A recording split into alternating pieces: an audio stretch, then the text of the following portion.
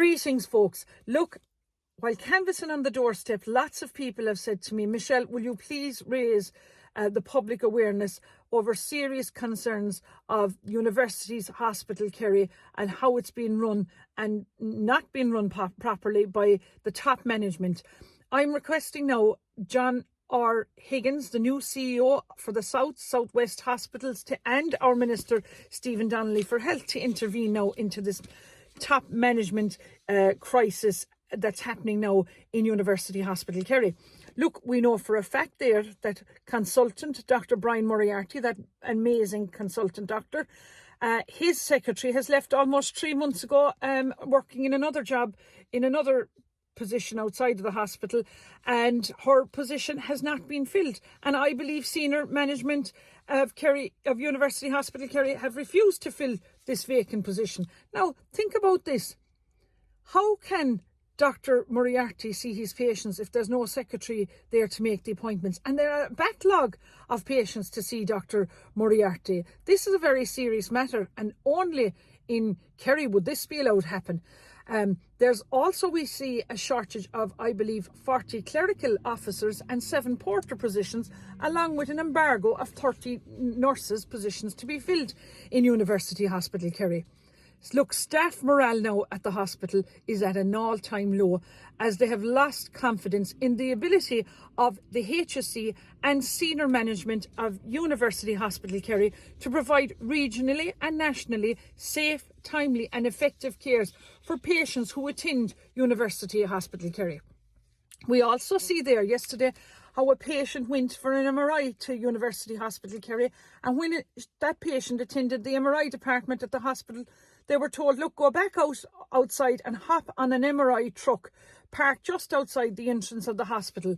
The patient was told that the MRI machine was broken for weeks in the hospital, and it wasn't working, and they hoped it would be fixed now in the next number of weeks. This is an absolute joke and a disgrace that senior management would allow this to happen in the hospital. It's something just doesn't add up here.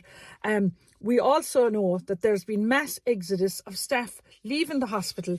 The emergency department has been under immense pressure. Nurses and clerical staff shortages are now at crisis point. Look, we all know it takes more than just our fantastic nurses to run the hospital.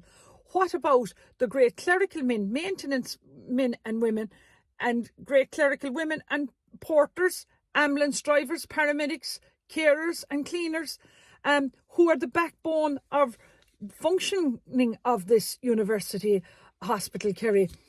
Look, this position did not arise overnight. How many stories have we all heard going back over the last 20, 30 years of how a patient went in to emergency with chest pain and wasn't seen for hours, sometimes days, and got a heart attack and died? Look, a lot of people have asked me what happened, and, you know, people that had heard what happened as well, when I attended and supported the nurses and healthcare workers strike outside the hospital last Wednesday. I asked the media director, relations director of Fórsa, to make a comment, and then Mr. Niall Shanahan, director of Fórsa, began asking me what my policies were in running in the general election. So I went on to tell him. And next thing, he began to shout verbally, abusing me, calling me far right. Now, I was not far right to attend that protest. And I am not far right. And I'm not racist. I'm actually just right. I have said it before. I do not believe in all these unvetted, undocumented male men coming into our country. But anyway, he gave me both verbal and physical abuse. And he even tried to take my mobile phone off me, out of my hand. Not alone that, but he also verbally abused my friend who was standing next to me and trying to ridicule his good name in public.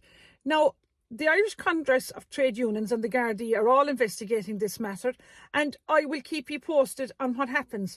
But, like, this begs now a different question now.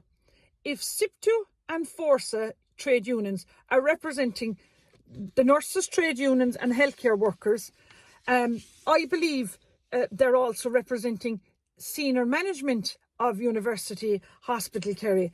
And how can they have the best interests of the nurses and healthcare staff if the rot is happening at the top of senior management in University Hospital in Kerry, I believe?